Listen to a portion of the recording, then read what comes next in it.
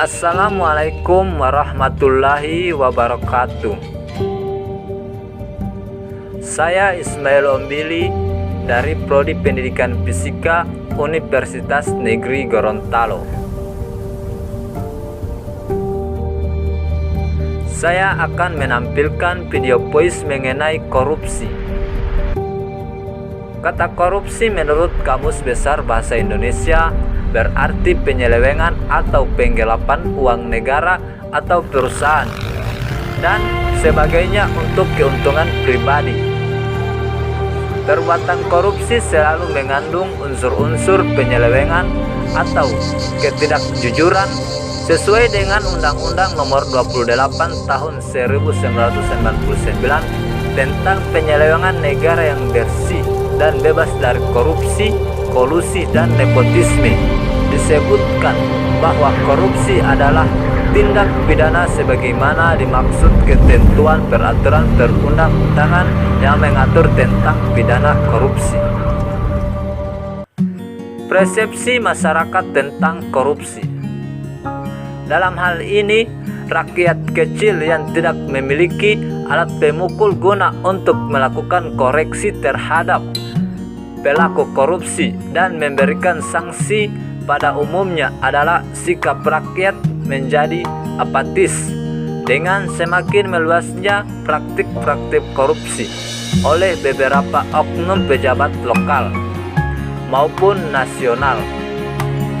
Faktor-faktor penyebab korupsi. Faktor-faktor yang mendasari penyebab dari terjadinya korupsi sebagai berikut. Penegakan hukum yang tidak konsisten. Penegakan hukum hanya sebagai make-up politik, sifatnya sementara, selalu berubah setiap berganti pemerintahan.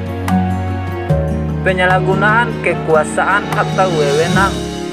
Takut dianggap bodoh kalau tidak menggunakan kesempatan yang ada. Konsekuensi bila ditangkap lebih rendah daripada keuntungan korupsi saat tertangkap, bisa menyuap penegak hukum sehingga dibebaskan atau setidaknya diringankan hukumannya. Gagalnya pendidikan agama dan etika. Menurut pendapat Frans Magnus Suseno bahwa agama telah gagal menjadi pembendung moral bangsa dalam mencegah korupsi karena perilaku masyarakat yang memeluk agama itu sendiri. Sebenarnya agama bisa memainkan peran yang lebih besar dalam konteks kehidupan sosial dibandingkan institusi lainnya, sebab agama memiliki relasi atau hubungan emosional yang dimiliki pemeluknya. Fenomena korupsi di Indonesia. Fenomena umum yang biasanya terjadi di negara berkembang, contohnya di negara kita sendiri seperti Indonesia. Proses modernisasi belum ditunjang oleh kemampuan sumber daya manusia pada lembaga-lembaga politik yang ada. Peranan KPK dalam pemberantasan korupsi. Partisipasi dan dukungan dari masyarakat sangat dibutuhkan dalam mengawali upaya pemerintah melalui KPK atau Komisi Pemberantasan Korupsi dan aparat hukum lain.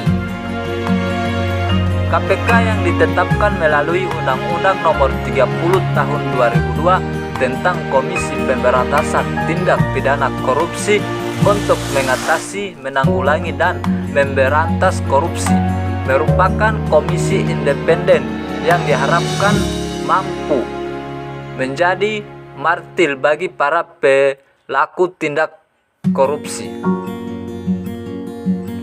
Adapun agenda KPK sebagai berikut: membangun kultur yang mendukung pemberantasan korupsi, mendorong pemerintah melakukan reformasi publik sektor dengan mewujudkan good governance, membangun kepercayaan masyarakat, mewujudkan keberhasilan penindakan terhadap perilaku korupsi besar, memacu aparat hukum lain untuk memberantas korupsi. Cara pemberantasan korupsi. Presiden melalui Impres nomor 5 tahun 2004 tentang percepatan pemberantasan korupsi menyatakan langkah-langkah efektif dalam memberantas korupsi sebagai berikut: membersihkan kantor kepresidenan, kantor wapres, sekretariat negara, serta yayasan-yayasan yang ada, mengawasi pengadaan barang di semua departemen, menyelidiki penyimpangan di lembaga negara seperti departemen dan BUMN, memburu terpidana korupsi yang kabur ke luar negeri, meningkatkan intensitas pemberantasan penebangan liar, meneliti pembayaran pajak dan cukai. Adapun cara lain penanggulangan korupsi dengan menegakkan hukum itu sendiri. Adapun undang-undang yang mengatur tentang korupsi. Undang-Undang Nomor 28 Tahun 1999 tentang penyelenggaraan negara yang bersih dan bebas dari korupsi, kolusi, dan nepotisme. Kesimpulan yang dapat kita ambil dari pembahasan video voice berikut adalah korupsi adalah suatu tindak perdana yang memperkaya diri yang secara langsung merugikan negara atau perekonomian negara. Jadi unsur dalam perbuatan korupsi meliputi dua aspek.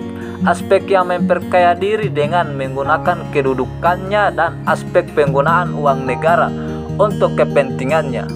Adapun penyebab antara lain ketiadaan dan kelemahan pemimpin, kelemahan pengajaran dan etika, kolonialisme, penjajahan, rendahnya pendidikan, kemiskinan, tidak adanya hukuman yang keras, kelangkaan lingkungan yang subur untuk perilaku korupsi, rendahnya sumber daya manusia, serta struktur ekonomi.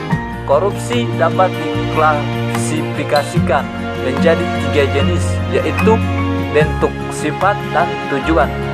Dampak korupsi dapat terjadi di berbagai bidang, diantaranya bidang demokrasi, ekonomi, dan kesejahteraan negara. Saran yang bisa saya sampaikan adalah sikap untuk menghindari korupsi seharusnya ditanamkan sejak dini, dan pencegahan korupsi dapat dimulai dari hal yang kecil. Itulah video mengenai tentang korupsi yang bisa saya sampaikan. Lebih dan kurangnya saya mohon maaf. Assalamualaikum warahmatullahi wabarakatuh.